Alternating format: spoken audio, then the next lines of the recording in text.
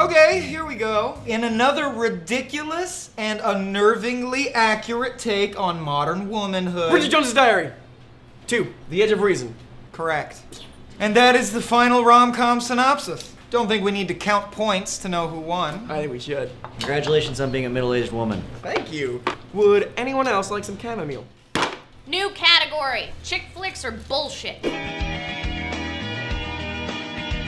People get their panties in a twist over sex and violence in movies all the time, but the real threat is love. Rom-coms are worse for us than faces of death. They're worse than even the most violent torture porn. No, they're not. Ooh! Side-by-side comparison with torture porn, just to be sure. Anyone have this player?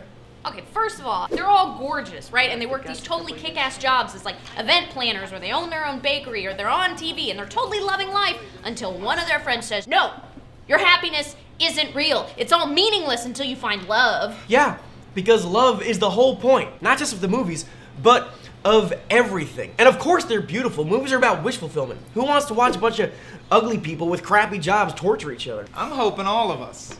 I'm with Katie on this one. That is not a healthy love in those movies. There's nothing mutual about it. Those women aren't in control of anything. Because love is about giving up control and giving in to something crazy and reckless, like kissing in the rain without a jacket, or My Fair Ladying a hooker. Yes, Pretty Woman is a perfect example. Or watch Made in Manhattan or Sex in the City. Okay, no, fool me once. The men do all of the work in those movies. They pay the compliments, they give the gifts, they do the broad, sweeping romantic gestures. The women's job is just to absorb it all. In those romantic comedies, love is something that men do. It's something that women just fall into. They're completely passive and they're powerless to control their fate. Right. Every woman in a rom-com is a clumsy ship adrift who has no idea what she wants and is just sort of hoping that she'll fall into someone great. Romantic comedies have taught us that if a woman is looking for love, then she's either desperate or hopeless. And if she's blindsided by love when she least expects it, then that's how we know it's real, which is totally the reverse of how things work in real life. And to that, I say 27 dresses, leap year, and my best friend's wedding. In those movies, the woman chases the man around, sometimes all around the world, to pin him down. And the stuff you're talking about, that happens in every other genre of movie. Horror, action, thriller, they've all got romantic subplots too, and they're a hell of a lot more unhealthy than rom-coms. Do you really think, after watching a bunch of people die, that Sandra Bullock is in the right frame of mind to decide she's in love with Keanu Reeves? The Lake House was an action movie? Speed! Please keep up, or we'll all explode. Wait a second, she watches someone die by bus in the Lake House too. That's weird. We should dive into that. No! We are not redirecting this conversation, or we are, but to me, the one that I want to say.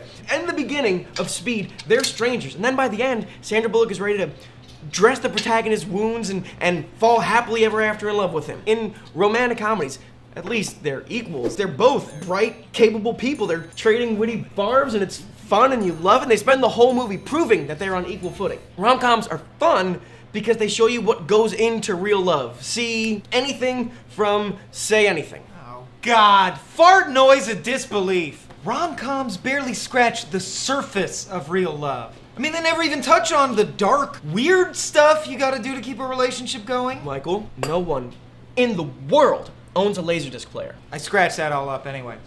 I'm saying romantic comedies just focus on the very first part of the relationship. All the hard work's up front and then everything's smooth sailing. Dating's a nightmare, finding someone normal is exhausting, and then there's the comical web of lies. Oh, you're only dating a girl so you can win a bet when she becomes prom queen. Ooh, he's in a coma and you're pretending to be his fiancé, but you're secretly in love with his brother.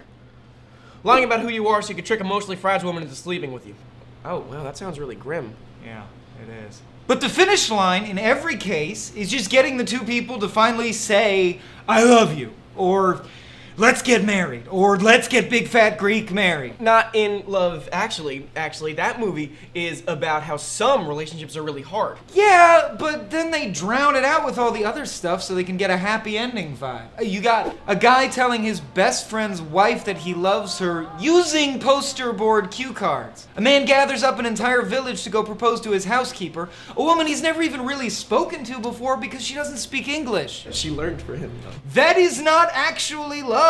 In real life, falling in love's the easy part. People do it by accident all the time with terrible people. It's working on the relationship. That's the hard part. Yeah, but movies about married couples that argue and try to work it out, that's a totally separate genre. That relationship dynamic has no place in a romantic comedy. And yet they're in almost every single one. They're the relationships that fall apart in the first 20 minutes of the film so that the protagonist can move on. They're the marriages that collapse before Act 2. The relationship that goes up in flames at the beginning is often the truest in the whole movie. They've got problems and stuff to work through. But the moral is, abandon those when they're hard. And find someone who will stalk you to the airport and outrun security instead, because that always works out. Come on, no one's really taking those to heart. If they were, people would be getting divorced left and Right. We love origin stories, but we hate being reminded of the work that comes afterwards. I mean, if love is eternal and conquers all, then why would we settle for an imperfect one? Wow. Michael, I think that's the most cogent thing you've ever said. Yep, I'm a wise drunk. Although, to be fair, I got a lot of that from a placemat, and some of it's from this restraining order a chick has out on me. No, I let that lapse. Aw.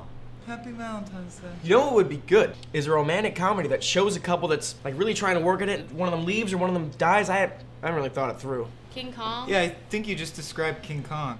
Is today Valentine's Day? I gotta go. Hey everybody, thank you for supporting Cracked. If you'd like to subscribe to our channel, please do so now. I don't actually know. One of these directions is the subscribe button. In honor of the year ending, I'd like to give you all a gift, because it's the giving season. I am flexing every muscle in my body. You're welcome.